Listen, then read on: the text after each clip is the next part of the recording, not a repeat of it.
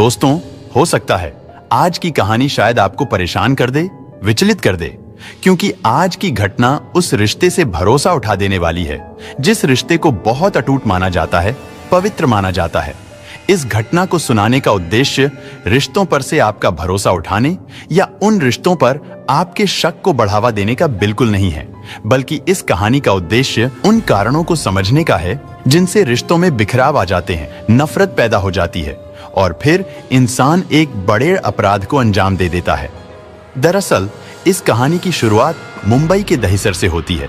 Rice Sheikh नाम का एक युवक अपनी पत्नी शाहिदा और 2 बच्चों के साथ दहिसर ईस्ट के रावलपाड़ा इलाके के खान कंपाउंड में रहता था। 25 मई 2021 को शाहिदा ने दहिसर पुलिस स्टेशन में जाकर अपने पति रईस की गुमशुदगी की रिपोर्ट दर्ज कराई थी। रईस मूल रूप से उत्तर प्रदेश के गोंडा जिले का रहने वाला था।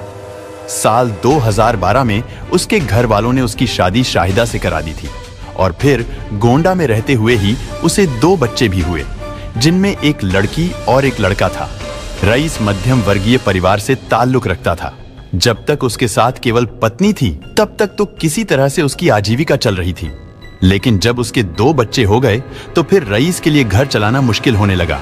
इसी बीच किसी ने रईस को नौकरी के लिए मुंबई जाने की सलाह दी और फिर एक दिन रईस अच्छी नौकरी की तलाश में मुंबई चला आया। मुंबई आने के बाद दहिसर रेलवे स्टेशन के पास कपड़ों की एक दुकान पर उसे सेल्समैन की नौकरी मिल गई थी। इसलिए वो अपने बीवी बच्चों को एक बेहतर जिंदगी देने के लिए गोंडा छोड़कर मुंबई में दहिसर रेलवे स्टेशन के पास कपड़ों की दुकान में सेल्समैन की नौकरी करने लगा। और फिर कुछ दिनों बाद जब उसे लगने लगा था कि अब वो इस काबिल हो गया है कि अपने बीवी बच्चों को अपने पास रख सकता है, तो वो अपनी पत्नी शाहिदा और दोनों बच्चों को गोंडा से मुंबई दहिसर लेकर आ गया।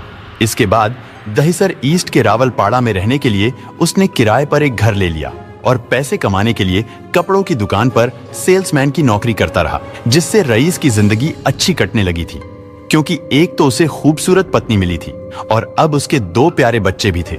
और मुंबई आने के बाद उसकी पैसों की प्रॉब्लम भी काफी हद तक कम हो गई थी। रईस खुश था कि अब उसकी जिंदगी अच्छे से कटेगी, लेकिन उसे नहीं पता था कि बीवी को मुंबई लाना उसके जीवन की सबसे बड़ी भूल होगी। लेकिन कहते हैं ना कि जीवन में कभी भी समय एक जैसा नहीं रहता, क्योंकि जिंदगी में खुशी हमेशा के लिए नहीं रह सकती और ना ही गम हमेशा के लिए रह सकता है। बस यही कुछ रईस के जीवन में भी चलता रहता था। दरअसल मुंबई आने के बाद रईस की 27 वर्षीय पत्नी शाहिदा की उसके ही पड़ोस में रहने वाले एक युवक अनिकेत मिश्रा उर्फ अमित के साथ नजदीकियां बढ़ने लगी।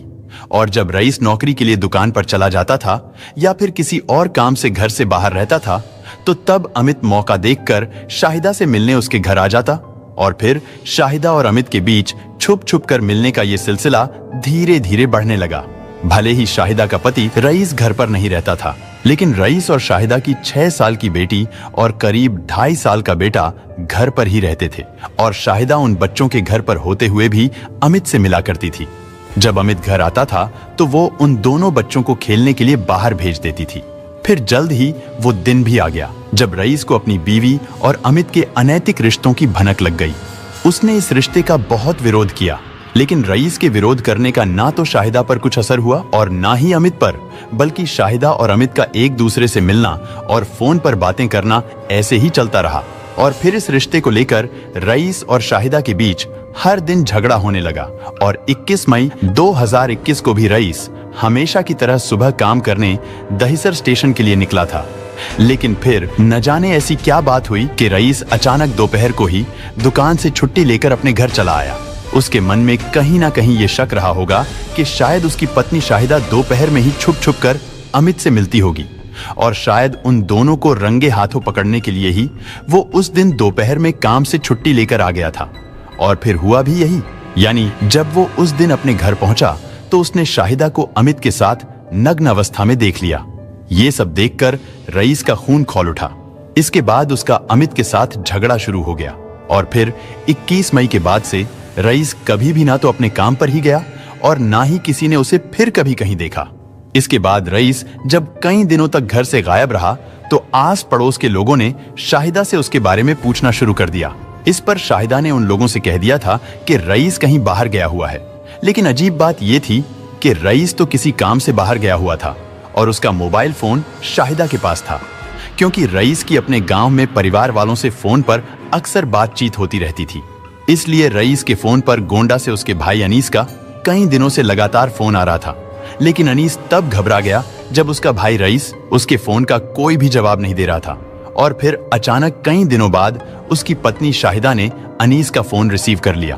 और जब अनीस ने अपनी भाभी से पूछा कि भाई रईस कहाँ है और वो इतने दिनों से उसके फोन का जवाब क्यों नहीं दे रहा है, इस पर शाहिदा ने अनीस को गोलमोल जवाब देते हुए बताया कि रईस कई दिनों से किसी काम के लिए बाहर गया है और वो अपना फोन भी घर पर ही छोड़कर गया है।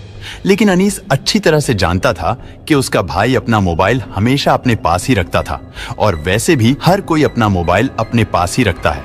इस कारण अनीस को लगने लगा था कि शायद उसकी भाभी शाहिदा उससे कुछ छिपा रही है। इसलिए उसने गोंडा से मुंबई जाने का फैसला कर लिया। इधर जब कई दिनों तक रईस का कुछ पता नहीं चल पाया और जब वो घर नहीं आया, तो शाहिदा ने दहिसर पुलिस स्टेशन में जाकर अपने पति रईस के लापता होने की रिपोर्ट दर्ज करा दी। इधर अनीस भी मुंबई आ गया और दहिसर में अपने भाई रईस के घर पहुंच गया। इसके बाद अनीस अपने भाई को मुंबई में इधर उधर तलाश करने लगा।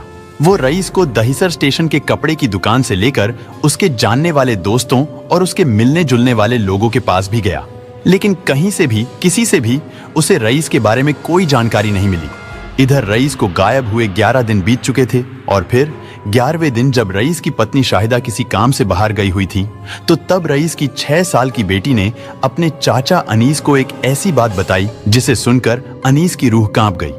उस बच्ची ने बताया कि चाचा जी, मम्मी ने एक अंकल के साथ मिलकर हमारे पापा को जान से मार दिया है। पापा को मेरी मम्मी ने मार दिया था और उनको जमीन में गाड़ दिया था और अभी उनको हॉस्पिटल ले गए।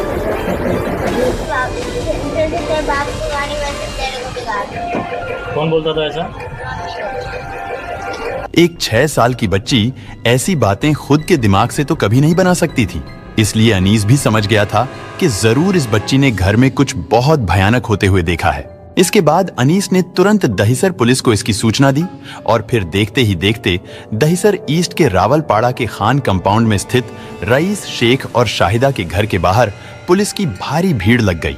इसके बाद पुलिस ने शाहिदा के घर के किचन को खुदवाना शुरू कर दिया और फिर जल्दी ही किचन की खुदाई में एक एक करके इंसानी लाश के टुकड़े मिलने लगे। किचन से निकली 4 टुकड़ों में वो लाश किसी और की नहीं बल्कि शाहिदा के शौहर रईस की थी। इसके बाद पुलिस ने तुरंत शाहिदा को अरेस्ट कर लिया और फिर उससे कड़ाई से पूछताछ की गई। पुलिस के द्वारा की गई पूछताछ में शाहिदा ने अपना जुर्म स्वीकार कर लिया, लेकिन उसने पुलिस को अपने पति के कत्ल की जो कहानी सुनाई, उसे सुनकर हर किसी की आंखों में आंसू आ गए। एक रिपोर्ट के मुताबिक शाहिदा ने अपने पति की हत्या की साजिश बड़े ठंडे दिमाग से रची थी। दरअसल 21 मई को जब रईस अचानक से गायब हो गया था, यानी जब उसका कत्ल कर दिया गया था, 21 मई से पहले ही शाहिदा ने अपने आशिक अनिकेत मिश्रा उर्फ अमित के साथ मिलकर रईस को जान से मारने का प्लान बना लिया था। शाहिदा हत्या करने से पहले ही बाजार से कुदाल, टाइल्स और सीमेंट खरीद लाई थी और जब रईस ने घर में इन सभी चीजों को देखा तो उसने शाहिदा से पूछा कि ये सारी चीजें किस लिए मंगवाई हैं और इन्हें घर में कौन लेकर आया है। इस पर शाहिदा ने रईस से कहा कि उसने ही ये सारा सामान मंगवाया है क्योंकि वो किचन में टाइल्स लगवाना चाहती है। रईस ने भी सोचा कि चलो अच्छा ही है, घर का किचन साफ हो जाएगा, लेकिन शाहिदा का इरादा तो कुछ और ही था। रईस शाहिदा के इरादे को भांप नहीं पाया। वो ये नहीं समझ पाया था कि शाहिदा ने ये सामान किचन में उसकी कब्र तैयार करने के लिए मंगाया था। और जब 21 मई की दोपहर को अचानक रईस अपने घर पहुंचा था तो उसने अपनी पत्नी को अमित के साथ अंतरंग अवस्था में देख लिया था, जिसके बाद रईस का खून खोल उठा और वो अमित से लड़ाई करने लगा। घर में शोर सुनकर बाहर खेल रहे रईस के दोनों बच्चे भी अंदर आ गए। इस लड़ाई में शाहिदा और अमित ने किचन में रखे चाकू से उन बच्चों के सामने ही रईस का गला रेत दिया। अपनी 6 साल की बेटी और 2.5 साल के बेटे के सामने एक बाप ने तड़प तड़प कर दम तोड़ दिया। शाहिदा ने जब देखा कि उसके दोनों बच्चों ने उसे उनके बाप का खून करते हुए देख लिया है, तो उसने अपने दोनों बच्चों को भी नहीं छोड़ा। वो उन बच्चों को डराने और धमकाने लगी। शाहिदा ने अपने दोनों बच्चों से कहा कि अगर उन्होंने ये बात किसी को भी बताई तो वो उन्हें भी उनके बाप की तरह ही पानी के ड्रम में डुबोकर मार डालेगी। अपनी माँ की ये बात सुनकर वो दोनों बच्चे डर गए और उन्होंने तब तक इस बात को राज ही रखा जब तक उनके चाचा अनीस दहिसर उनके पास नहीं पहुंच गए। खैर, रईस को मारने के बाद अब उसकी लाश को ठिकाने लगाने की बारी थी। उसके लिए शाहिदा ने पहले से ही एक प्लान तैयार कर रखा था, क्योंकि एक इंसानी लाश को घर से बाहर ले जाने में पकड़े जाने का खतरा था। इसलिए प्लान के मुताबिक शाहिदा और अमित ने मिलकर किचन में एक गड्ढा खोद दिया। शाहिदा के किचन का एरिया एक इंसान की लाश को दफन करने के लिए काफी छोटा था, इसलिए उन दोनों ने लाश को छोटा करने के लिए रईस को 4 टुकड़ों में काट दिया, ताकि लाश को गड्ढे में आसानी से फिट किया जा सके। इसके बाद लाश के चारों टुकड़े गड्ढे में डाल दिए गए। फिर उन चारों टुकड़ों पर मिट्टी डाल दी गई और ऊपर से सीमेंट और रेत की मदद से टाइल्स लगा दिए गए। और इस तरह किसी को पता भी नहीं चल सका कि उस घर के किचन में एक इंसान की लाश दबी पड़ी है। अपने पति की हत्या करके शाहिदा को लगा था कि अब वो आजाद है। उसे लगा था कि अब वो आगे भविष्य में अमित के साथ एक अच्छा जीवन बिताएगी, लेकिन ये सब उसकी गलतफहमी थी और जल्दी ही उसकी आजादी छिनने वाली थी।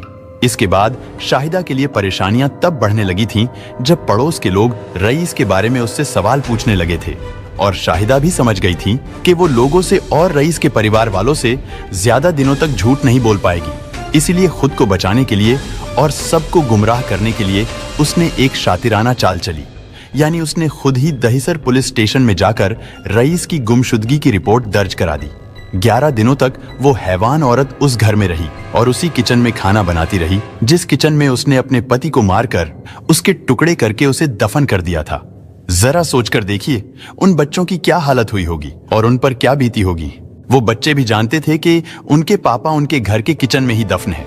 हालांकि माँ के धमकाने पर बच्चे पूरी तरह सहम गए थे, लेकिन जब बच्चों के चाचा अनीस उनके घर पर आए तो बच्चों ने खुद को सुरक्षित महसूस किया। और एक दिन जब उनकी माँ शाहिदा घर से बाहर गई हुई थी, तब बच्ची ने मौका पाकर अपने पापा के कत्ल वाली बात अपने चाचा को बता दी। और फिर इस तरह रईस के गायब होने के 11वें दिन इस हत्या के राज से पर्दा उठ गया। इस मामले में अनिकेत मिश्रा उर्फ अमित भी उतना ही दोषी था जितनी कि शाहिदा। वो शाहिदा के किए हर एक जुर्म में उसके साथ था। हालांकि वो पुलिस की पकड़ से बचने के लिए इधर उधर छिपता फिर रहा था, लेकिन जल्दी ही पुलिस ने उसे भी अरेस्ट कर लिया।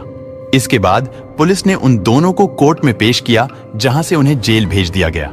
अब शाहिदा और अमित जेल में हैं, जबकि रईस के दोनों बच्चे उत्तर प्रदेश के गोंडा में अपने दादा दादी के पास रहते हैं। दोस्तों, इस पूरी घटना के बारे में आपकी क्या राय है? कमेंट बॉक्स में जरूर बताएं। और अगर हमारी मेहनत पसंद आई हो तो इस वीडियो को लाइक करते हुए शेयर भी करें। अगर आपने अब तक चैनल को सब्सक्राइब नहीं किया है तो हमारे चैनल को सब्सक्राइब कर लीजिए। धन्यवाद।